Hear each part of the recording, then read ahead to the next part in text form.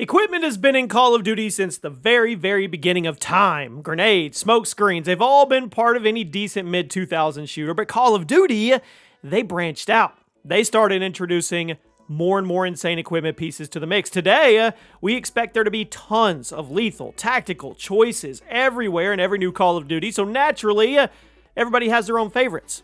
What is up, everybody? Chaos here. Thank you for all the love on the return to the Every COD series. The last one we put up, you guys absolutely supported in a huge way, so we're going to keep it going. Today, we're going to be looking at my picks for the best equipment piece, both lethal and tactical, in every single Call of Duty. From the original Modern Warfare all the way up to Modern Warfare 2.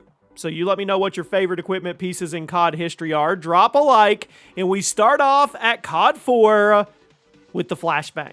Now, many of you probably expected me to put the infamous COD 4 frag grenades, but I think the flashbang, it actually had a bit more utility. Yes, the frags in COD 4 were insane, and frag times 3, you could spam them, we all know. But the flashbangs were perhaps at their all-time best we've ever seen. The blast radius was gigantic, the effects were pretty obstructive, even if you were just on the edge of the explosion.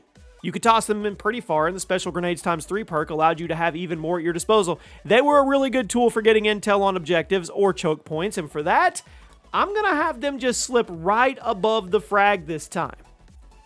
World at War. Here's your frag.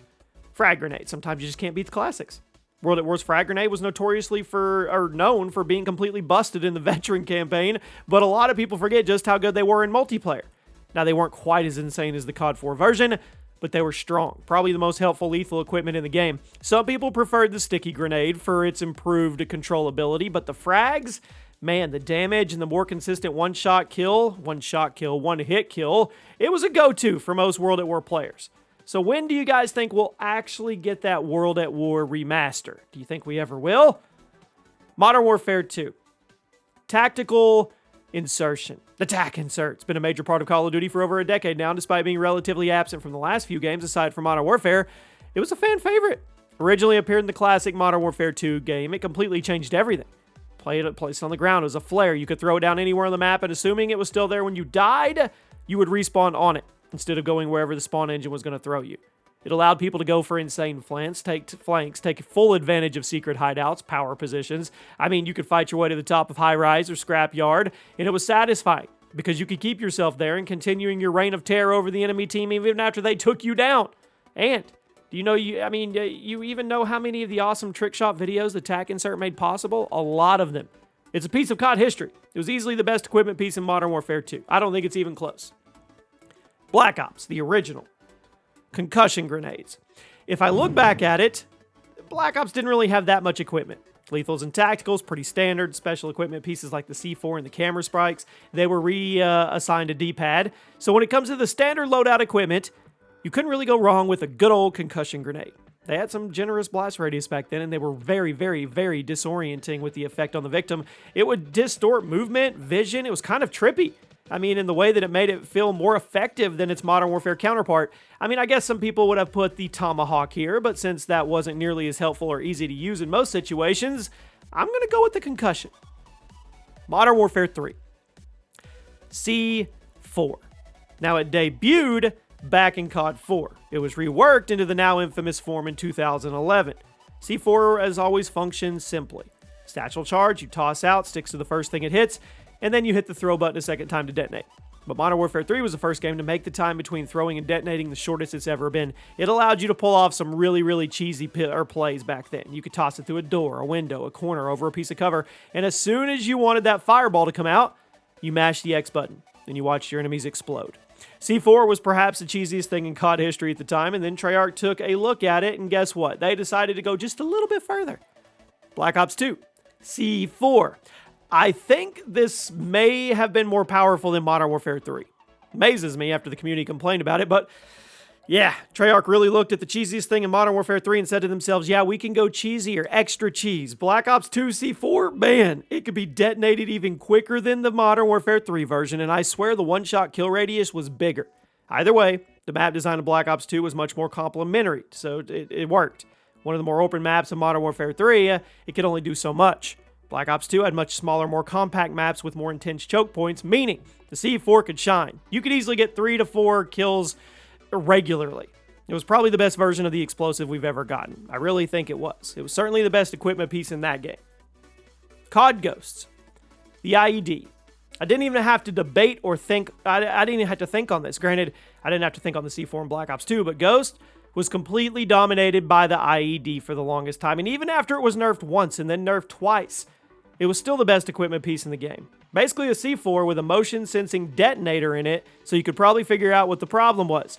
This tiny little satchel charge could stick to any surface, blend in really well. It was almost like it had chameleon camo. It was crazy. Made it extremely difficult to predict where one was, and since it could literally be anywhere, you were screwed. On top of that, the explosion was good. If you set one off, you're 100% going to die unless you use a perk to counter it. Most people weren't using it. Back in the first few months of Ghost, ID spam was one of the biggest complaints the community had, and even though they were nerfed, nothing ever took the spot. Maybe that's because the equipment section or selection in Ghost was kind of weak overall. Advanced Warfare. I'm going to go with the stun grenade. Now, Advanced Warfare didn't have traditional equipment. Instead, it had a whole bunch of gadgets for you to shoot around out of your exo launcher. Now, some of these were pretty interesting. The traditional stun grenade was an effective choice. Advanced Warfare, of course, all about the movement. If you weren't good at bunny hopping, changing direction in a split second, you probably weren't going to have a good time in the game, so when you got hit by a stun grenade and all of your movement is compromised for what feels like forever, it's extra disorienting. Most COD games have a concussion grenade, but the jetpack games were extra effective by them because of the addition of jetpacks and thrust jumps. The stun grenade made you an absolute sitting duck in Advanced Warfare, and while it may have been a little harder to hit somebody, it was a good tool to have in your back pocket. Speaking of back pocket, Black Ops 3. The trip mine. Now, BO3 had a lot of movement options, more than ever before in Call of Duty, so it's a little strange that the best equipment piece in the game was an explosive that you stuck to a random surface and waited for somebody to walk into. But despite having a ton of new movement mechanics, Treyarch couldn't help but make the most camper-friendly explosive in COD history, maybe even more obnoxious when paired with the shock charge, I know. The trip mine could be thrown an impressive distance. It would stick to the first thing it hit, then it would turn into a motion detector, then it would blow up once somebody got too close like a bouncing Betty. The explosion was too big, and it was really annoying to have a kill streak come to an end because some of the other team threw it at the top of a door frame, and you never saw it. Infinite Warfare. The personal radar.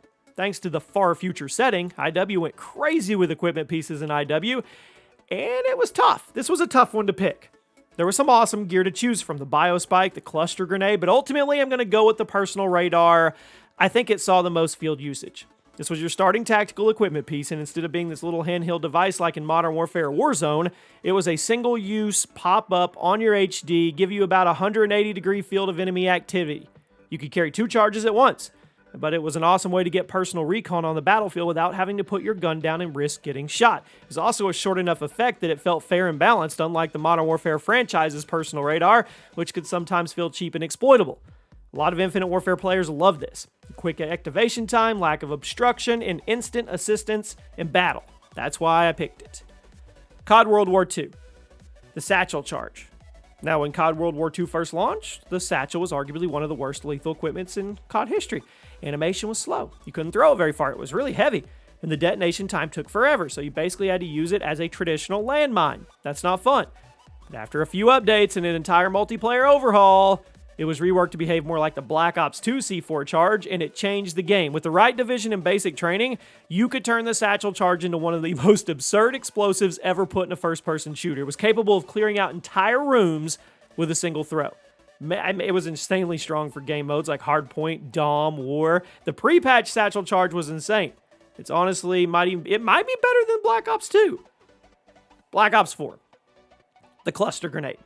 Wasn't a lot of equipment pieces to choose from this time around, and that's why the cluster was such an obvious choice. It was a sticky grenade. It turned into a whole school of baby grenades after it exploded, finishing off anybody who survived the initial explosion and creating this area denial effect for a few seconds that would allow you to get a better position without dealing with enemy gunfire.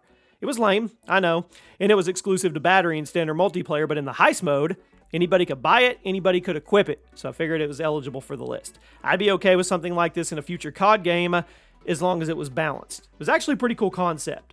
Big grenade, baby grenades. Modern Warfare 2019. STIM, the stim. With a painfully slow gameplay of the game, a lot of players were desperate to speed things up and make it feel a bit more like classic COD. Thankfully, here's the stim. Stend, the stim. Tactical equipment piece gave you insane health regen, allowed you to quickly go from fight to fight, preventing you from having to awkwardly sit in the corner for 10 seconds while your health comes back. It also refills at a pretty generous rate with the restock perk, which allowed you to get even more aggressive in a game that was designed for the opposite. The stim actually helped a lot of people playing the game when they otherwise wouldn't have, and I guess that says a lot about it. Black Ops Cold War. The stim. If you thought it got a lot of use in Modern Warfare, you probably weren't prepared for Black Ops Cold War. In the early days of the game, people joked that Cold War was actually a manual healing game like Black Ops 4, due to the fact that absolutely everybody was using the stim shot, and things like flashbangs and concussion grenades were practically absent from multiplayer. Now, because of Cold War's longer time to kill, players were more frequently winning gunfights with half a health bar left, and with that, it was nice to have something in your pocket. You go pop, bypass, waiting for your health to come back, and go on. Much like Modern Warfare, this encouraged aggressive play styles and kept people in the battle longer than they would have been otherwise. It made it essential. It remains to be seen if the stim is going to be spammed this year, as it has been in the past, but we'll see. Cod Vanguard. The incendiary grenade, added in Season 1. This is their version of game breaking. It was actually the breaking point for a lot of people who were on the fence about the game. When the game launched, there was a sizable chunk of the community who didn't like it or they were lukewarm.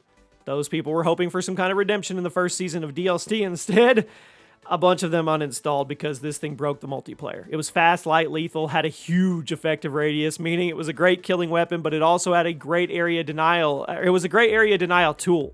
On smaller maps like Shipment and any small map, to be honest with you, there was dozens flying around at the beginning of the match, killing 2 to 3 players a pop. It was nerfed, but here it is. And at Modern Warfare 2, we're really early, but I'm going to go with the snapshot grenade. Full game isn't even out as of making this video, but I think it's safe to say the snapshot's going to play a major role.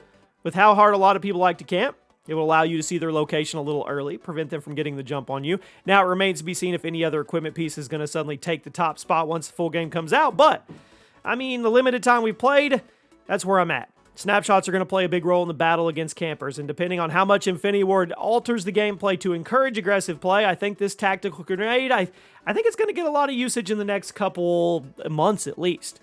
Let me know what you guys think. How did we do? I hope you guys have a great day, and I'll see you soon.